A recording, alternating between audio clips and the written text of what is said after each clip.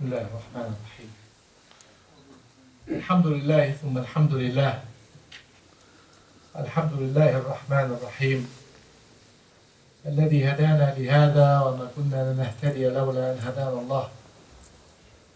الحمد لله غافر الذنوب جميعها إلا الشرك به. والصلاة والسلام على سيدنا محمد وعلى آله وعلى صحبه وعلى التابعين. We praise Almighty Allah, our Creator, the magnanimous, Al-Azim, Ar-Rahman Ar-Rahim, the merciful and the mercy-giver. We ask Him to accept our sa'i, our efforts to get closer and closer to His way that He has prescribed in the Holy Quran. We thank Him for sending us His prophets, Ibrahim alayhi salam, the father of all prophets, and his two children, Ismail and Ishaq, Ishmael and Isaac, and all the subsequent prophets and messengers, including prophets Moses, Musa, and Jesus, Isa, and Muhammad sallallahu alayhi jami'an wa sallam. It gives me great pleasure and happiness to be amongst you this afternoon in Minnesota. I went to school in Madison, Wisconsin, so I know how cold it gets in the winter, especially for most of these wonderful African faces. I've never seen the snow before, but I remember when I saw the snow for the first time. To be frank with you, it was the most impressive thing, especially on a full moon night. Allah subhanahu wa ta'ala created the moon and created the snow. As it reflects on the snow, you will see the magnanimity, Allah subhanahu wa ta'ala. And you can help by saying, subhanallah, for His gifts to all of us. We thank Him for the resilience state that He has created us in. Most of you have lived in countries where the temperature is at least 90 degrees, 95 degrees, if not 100 degrees. And Allah has created reasons for us all to come and live in temperatures that can go as low as -20 and -30. And we're still alive. And we're still striving. And still working. And we're still learning. And we're still making a contribution to the way of Allah subhanahu wa ta'ala. And I want to share with you the thought that we are here not because we planned it this way. We are here by the plan of Allah subhanahu wa ta'ala. And He sent us for one important purpose and reason, and that is to bring Islam to America. And I want to let you in on a secret. I have many of my dear friends in Los Angeles come from Africa, from Ethiopia and Somalia. I don't know where you all come from. I come from Egypt. And they thought that the best place for them to live is in the African American communities. And they soon discovered, yes, we may have the same color skin, but the Islam that was instilled in us gave us a different style of life, a different way of living. And you are here, inshallah, to change America, to become an expanded America, to make it not only a Judeo-Christian America, but to make it a Judeo-Christian Islamic America, inshallah. Today, I want to talk to you about reading. And if there's any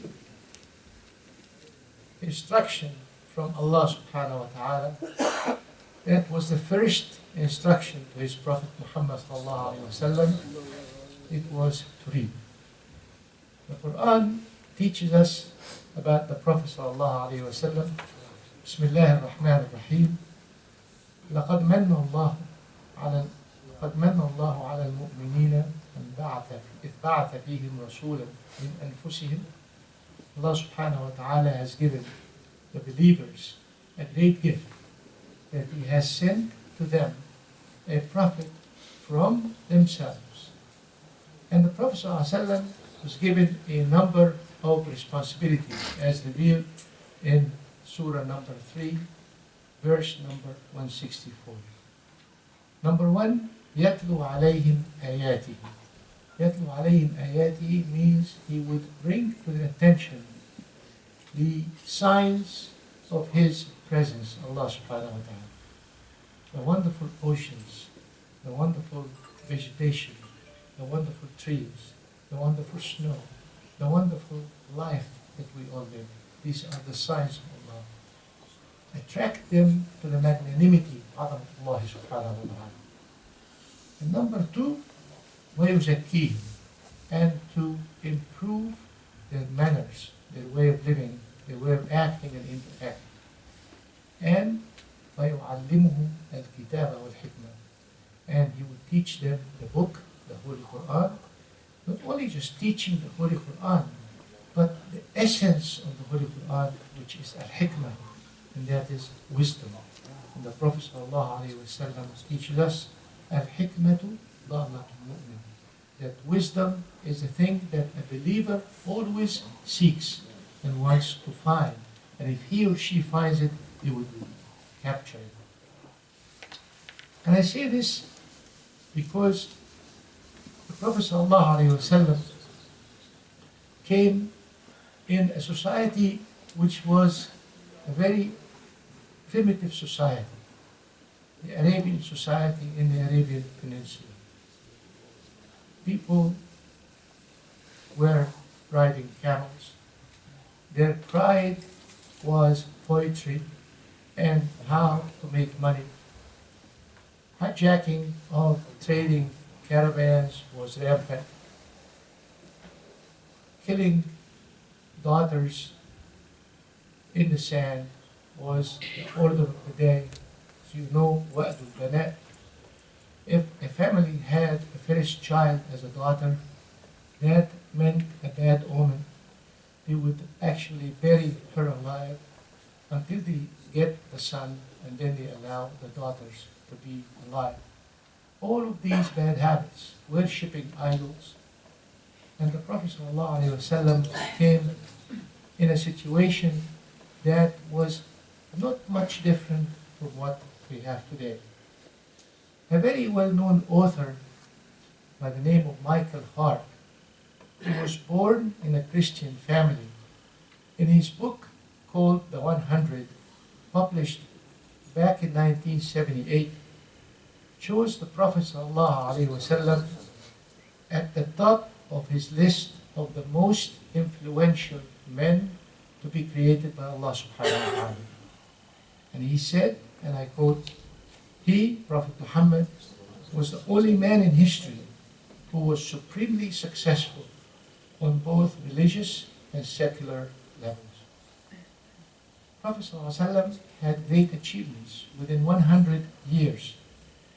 The evolution of the Islamic system and model ummah started by the Prophet has caused the decline of two major civilizations, the Sasanian Persian civilization and the Byzantine Empire. And for those who have not read history, Byzantine Empire actually was the empire that produced the Eastern Greek Orthodox Church, and its capital was Constantinople, today called Istanbul. The original name was Istanbul, and Istanbul became the seat of the new generation of Islamic Renaissance. Islam, in 100 years, propagated from Iran and Iraq to Bukhara, Uzbekistan in the east, then to China and many other Asian lands. Propagated to Syria, Lebanon, Palestine, Egypt, and then North Africa to the west, and to Spain and many European lands. You know, my dear brothers and sisters in Islam, I have been racking my brains on how the Prophet ﷺ was able to achieve this in a world that did not have cellular phones, did not have the internet, did not have email, did not have social media in one 100 years. What was the secret where the Prophet and his trained successors and followers were so successful in capturing people's imagination and becoming the leaders of the world?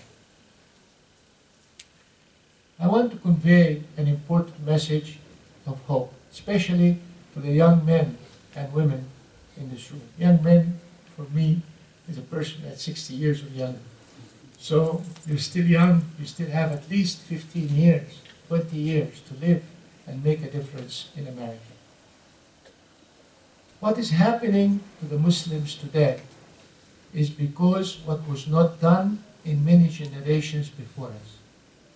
And I'm sincerely optimistic about the future, because what's being done today and was done in the past 60 years is yielding wonderful positive results that inshallah will change not only the fortunes of the Muslims in America, but also all people, Muslims and non-Muslims in the world, inshallah. Research of the evolution of the Islamic system under the leadership of Prophet Muhammad ﷺ that captured the imagination of the Arabs and the world and changed the course of history was achieved at the cost, and listen to this number, at the cost of 1,018 lives over a period of 23 years. The number of military defense expeditions were 80. The Prophet participated in some 27 of them, and a small number did not even involve any fighting.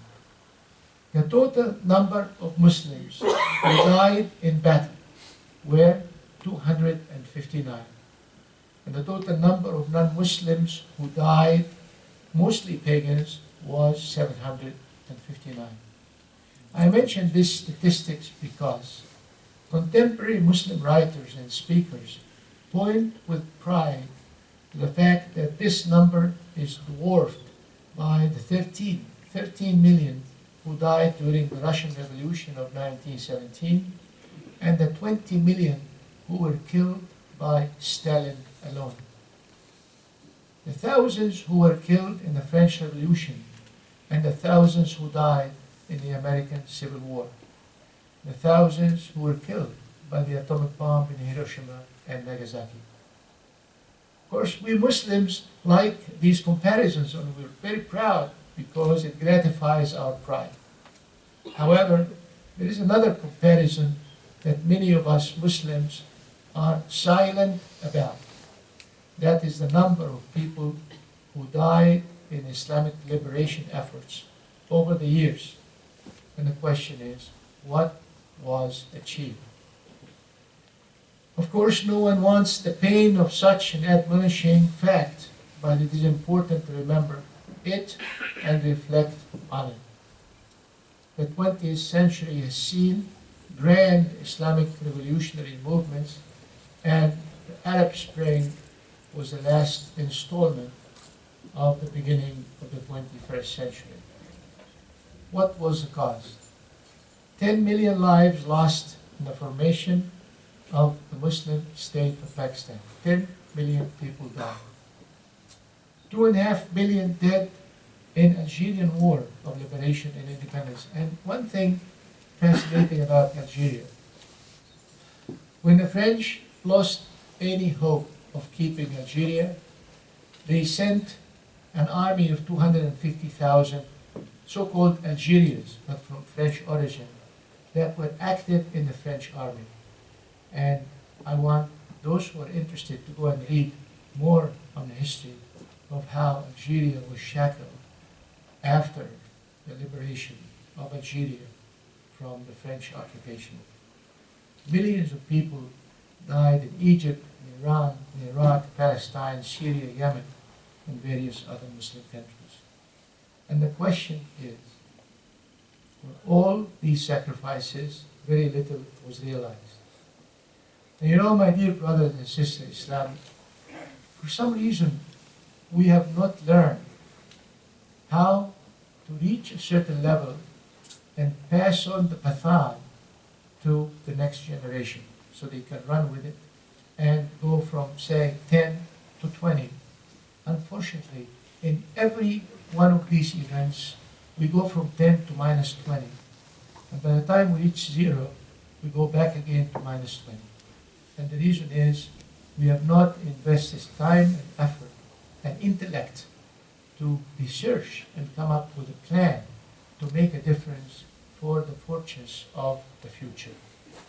Yet, at the cost of 1,018 lives, the effect of the Prophet's revolution was felt the world over, while the Islamic movements of modern times, on the other hand, cannot point to even a small success or achievement. When the Prophet was commissioned, sallallahu alaihi wasallam, as the final prophet of God, the rich were getting richer, and the poor were getting poorer, and slavery was the order of the day. Not much difference from what is happening today. There's not much difference. The rich is getting richer, buying palaces, buying paintings, and buying yachts, and buying influence and armaments for billions of dollars, and the poor are getting poorer. Slavery was an order of the day. We don't call them slaves these days, but they're actually enslaved. The most fertile lands and border settlements of Arabia were occupied by the Byzantine and Romans and by the Persian Sassanids. And the most fertile lands of the Muslim world today are not in the hands of the Muslims. And the Kaaba, the holiest of all places, built by Prophet Ibrahim and his son Ismail, was filled by at least 370 idols. And the question we want to ask from history is, how did Allah subhanahu wa ta'ala start the process of changing all of this? Did he call on Prophet Muhammad saying, Ya Muhammad, start a social revolution, sallallahu alayhi wa sallam, by which assets are taken from the rich to be given to the poor? The answer is no. Was he asked, Ya Muhammad, sallallahu alayhi wa sallam, prepare a popular revolution and uprising to liberate the lands of Arabia from the occupiers? That's not what was not done. Ya Muhammad, start a military campaign, sallallahu alayhi wa sallam, and fight the unbelieving pagans to liberate the Kaaba? That was not the first order to Prophet Muhammad sallallahu alayhi wa sallam. First order was, Bismillahir-Rahmanir-Rahim, Iqra, read. Iqra bismi rabbika alladhi khalaq. Read in the name of your Lord, Allah, who has created you. خلق الإنسان من علق. He's created you from a congealed clot of blood. خلق الإنسان من علق. That is the first order to Prophet Muhammad sallallahu alayhi wa sallam. And the question is, what has happened to the Muslims? So I did a study of the reading habits of the Muslims. Number one, Muslims cannot even read because many of the 1.4 billion Muslims that we go and post around in the world, and we say, oh, we are 1.4 billion Muslims, over 70% do not know how to read and how to write. Muslims who know how to read and how to write do not read and do not write. We are not educated. Let me give you some interesting statistics. Arabs represent 5% of the world's inhabitants, yet they produce 1.1% of the world's books. My book here in English was translated into Turkish. I have been looking for a proper translator for the past year and a half to find one who translates the book into Arabic, because all the translators were not qualified. And when I found a qualified translator, he promised 6 months. Now it's almost a year and a half, and the book is not translated yet. 1.1% of the books produced in the world are produced by 5% of the world population, the Arabs. This is less than the percentage produced by Turkey alone. Religious books represent a higher share of the Arabic titles, or 17% of all published, compared to a world average of 5%. Second important statistics. The average number of copies printed of a bestseller book outside the Holy Quran is 7,000 to 10,000. That's a bestseller book in the Arabic world. I once read a book called دليل المسلم الحزين إلى مقتضى السلوك في القرن العشرين, the guide of a sad Muslim on how to conduct himself or herself in the 20th century. And I invited the author to have a tour of lectures throughout the United States and Canada. And I told him, your book has been reviewed by most of the newspapers, the major magazines. You must have sold 100,000, 200,000 books. He laughed. He said that he could have hardly sell 5,000 of the book. Compare that to almost 225,000 copies sold in the week for Mrs. Clinton's book, and 2.5 million books sold overnight of Harry Potter book. Some 98% of the literates in the Christian world have completed primary school, while 50% of the literates in the Muslim world did the same. Around 40% of the literates in the Christian world attend university, while no more than 2% of the literates in the Muslim world did the same. Oil-rich Saudi Arabia, the United Arab Emirates, Kuwait, Qatar, collectively produce goods and services, mostly oil and gas, worth $500 billion. Of course, all of us say, oh, they are very rich. That's where the money is. Spain alone produces goods and services worth over $1 trillion. That is $1,000 billion. Twice as much as the oil and gas sold by all the so-called Gulf countries. Catholic Poland, 500 billion. Buddhist Thailand, 550 billion. As for the Arab world, and this is a very sad statistics, the average Arab reads 1/2 hour per year. Let me repeat this because I want it to be remembered. The average Arab, and I don't know about you, do you read books? Do you read the news in the newspapers? Do you invest at least 2 hours of your time to read? What was the last book you read and when did you read it? Young and old. The average Arab reads 1/2 hour, not per day, per year, or the equivalent of 1/2 page per year. Compare that to an average American who reads 11 books per year, and the average British who reads 7 books per year. And here comes another sad situation, the translation of foreign works into Arabic. And remember that most civilizations were based on the translation of the work of Muslims into their languages. Now, the translation of foreign works into Arabic lags far behind the translations into many other languages. 5 times as many books are translated each year into Greek, a language spoken by 11 million people. You know, Greece used to be one of the states of the Ottoman Empire, split after World War I, and we were about 4 million, now they are 11 million. A language spoken by 11 million people. Some of Cairo's most storied old bookstores have given up entirely and been replaced by cell phone vendors, clothing shops, and shoe stores. By the way, we have a Masjid Abu Bakr in San Diego. And I was giving the khutbah one day, and I found that he has a beautiful grocery store at the entrance. So I asked the Imam, I said, what happened? It's selling grocery store. He said, this used to be the bookstore. And we've had the bookstore for so many years, we could not make any income out of it. Nobody buys books. So we decided to convert it into a grocery store, and we are earning a lot of money, mashallah. Sad. It's very sad. If you want to influence the world, read.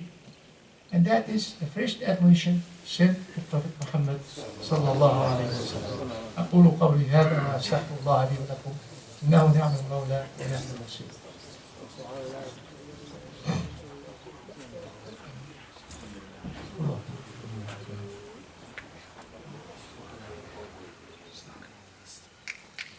الحمد لله ثم الحمد لله الحمد لله الرحمن الرحيم الذي هدانا لهذا وما كنا لنهتدي لولا هدانا الله. الحمد لله غافر الذنوب جميعها إلا الشرك به والصلاة والسلام على سيدنا محمد وعلى آله وعلى صحبه وعلى التابعين. I want to remind the fathers, but more importantly, the mothers who are here this afternoon. Please teach your children to read. Insist on them reading books. Books that you don't necessarily choose. Pick up the book and they should read. Broaden their minds and their horizons of understanding the world.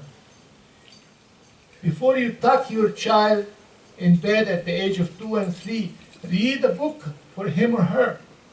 Tell him who's the author of the book. Tell him that we should respect the copyrights of the book, because this is the author of the book.